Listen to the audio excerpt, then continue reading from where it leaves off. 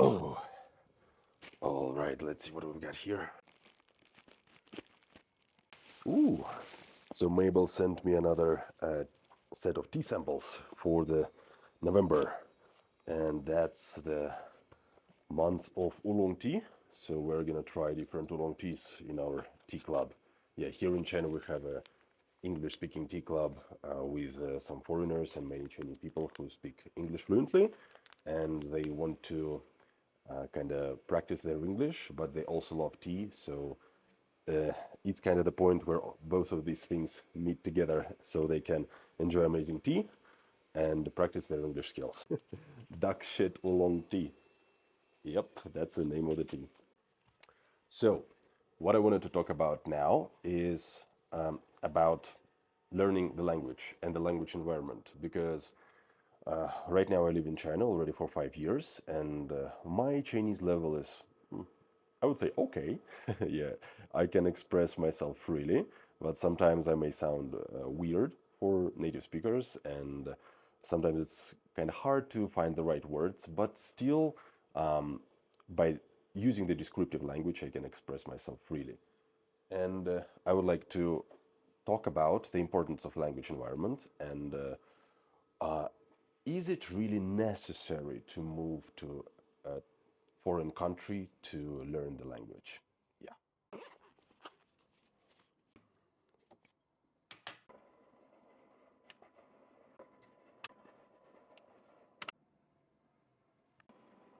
Oof.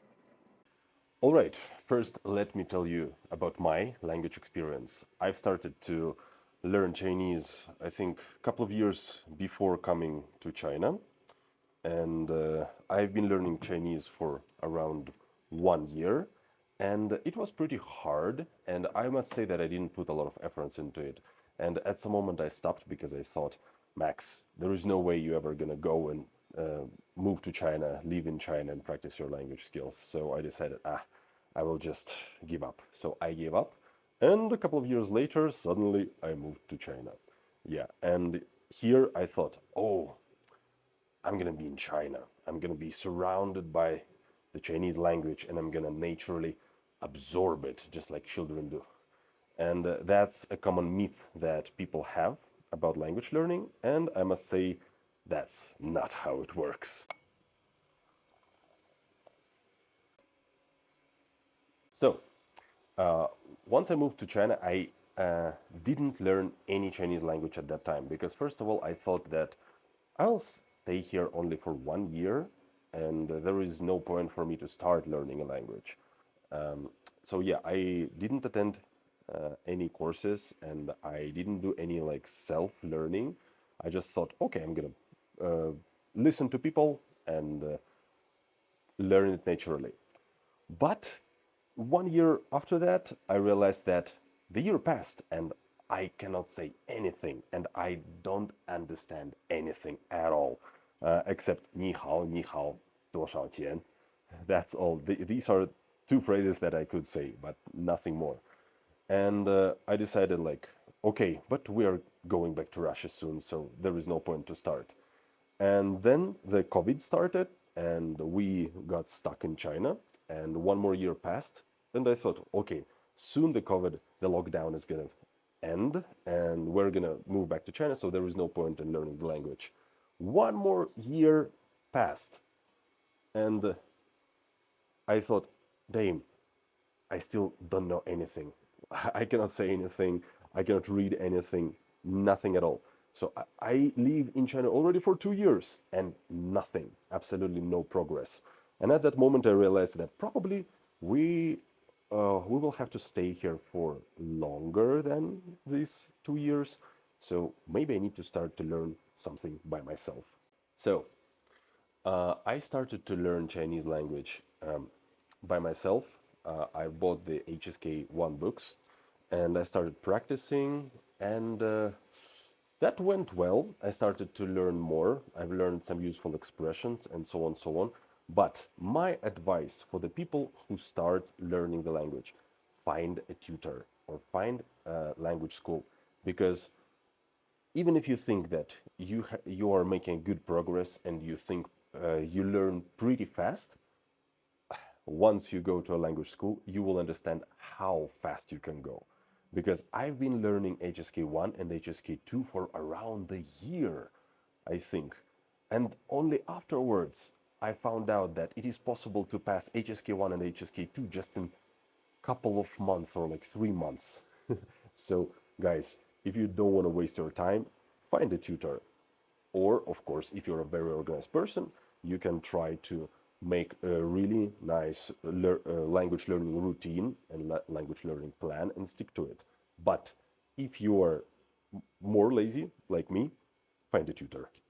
So, now I would like to talk about why the language learning environment failed for me. Um, because you see, for some people it actually works, but I must explain why it worked for them. You see, after foreigners move to China, very often they find a girlfriend or a boyfriend, a Chinese boyfriend or girlfriend, and they start to live together, they start to communicate more and more and more. And because of this, because they kind of hear Chinese speech every day in different contexts, every hour, every minute, they start to naturally learn the language pretty fast. Yes, it works. But you know, I also know some couples where the Chinese boyfriend or girlfriend doesn't actually want to speak Chinese language to their beloved one. They actually would love to practice their English. And so they end up speaking English at home all the time. And so the foreigner doesn't learn anything from it. For me, my wife, and at that time she was my girlfriend, we are both Russians. So at home we only speak Russian. So of course it doesn't help to Chinese language learning. So that's one of the reasons why the language learning environment failed for me. Another reason is that I'm quite an introverted person. I don't like to go out and just speak to everybody, or when I work out in the gym, just to go to some guys and ask for some advices or talk about their weights or their physique. So uh, usually I'm pretty closed. I keep silent, and yeah, that doesn't help at all. So let's sum up this point. Does moving to another country uh, help you to learn the language, help you to build a language environment? Yes, it does, but just a little bit. So if we talk about you learning the language in your own country versus you learning a language in this country with the language that you learn, of course, in the country you will learn faster, but that's not a magic pill. It's not gonna make you suddenly learn the language naturally, speak it fluently, and so on, so on.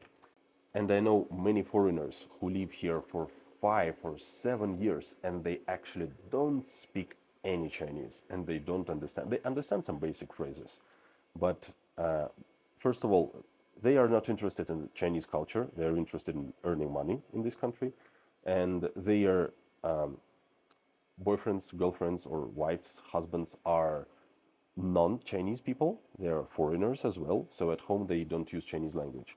So that's why very often their kids can speak Chinese fluently, but they cannot. So the question is how to make a language environment if you don't live in this language speaking country. First of all, actually, I've met many people who never left Russia and their Chinese is amazing. They can fluently speak, but they never ever visited China. So, yeah, it proves the point that actually you are the one who makes the language environment for yourself. And you can do it by reading books, by watching movies, cartoons, listening to podcasts, and of course, having online classes in different online schools or with private tutors.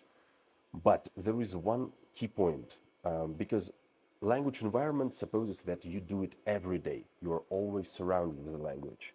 So you have to make sure that you are interested in the process enough and you enjoy the process enough to do it every day. It brings us to the point that you need to find something that you really love to do and try to do it in your target language. For me, for example, I really love horror. I really love horror movies, horror games, and horror manga. So Here I found manga, Junji Ito manga. Maybe some people know about him. This manga is in Chinese, so it's pretty cool, even though sometimes I don't understand what is written there, I can still understand from the pictures. So I've been reading this manga. I also found this Adventures of Tintin in Chinese, and looks a bit childish, but oh, damn, I loved it. I loved reading these comic books. So afterwards, what else can you do? You can find the adapted books, adapted Chinese books. So here I have the Outlaws of the Marsh, one of the four great Chinese classics. And the whole book is the retelling of the original Chinese classic, but in a very, very simple language. So it's very nice for people with like HSK 3 level and above. And also I've read The Journey to the West and The Dream in the Red Mansion in the same abridged version. Yeah. Also, you can Google and find some books with simple language, like this one. Or you can find the Haruki Murakami, because he's famous for writing his books in a very simple language, even though they're a little bit surrealistic, but the language is actually pretty simple. So if you have HSK 4 level and above, you can read them, actually. But all of them are available in online shops, so you can basically order them with delivery to your country and do the same language environment for yourself. For me, I read these books, and for most of the books, I can find audiobook in Himalaya. That's a very useful app. I just love it. You can find audiobooks with different narrators, so you can find the one that suits you well. You can find podcasts. I will probably share some podcasts that I really love about Chinese language later in other videos. And I I love watching horror movies. So I found some simple horror movies in Chinese language, in Chinese produced, and I watch them. And I really love watching people playing video games. So I love watching people streaming. I don't play by myself, but I just like to watch it. So I found some Chinese streamers who play horror games, and I just listen to them, I watch them, and I enjoy it. I enjoy the process, and that helps me to keep it going every day.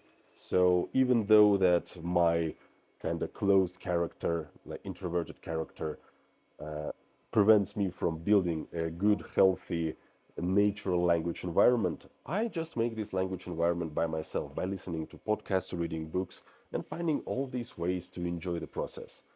Yeah, so that's what I wanted to tell you. If you want to create the language environment for yourself, find something that you love to do and make it in Chinese language and do it every day. Yeah, you can do it from any point in the world. You don't have to go to China to do this. So thank you guys, and that's all I wanted to say now. And I'm gonna go and continue drink my tea. Thank you, and see you next time. Bye bye.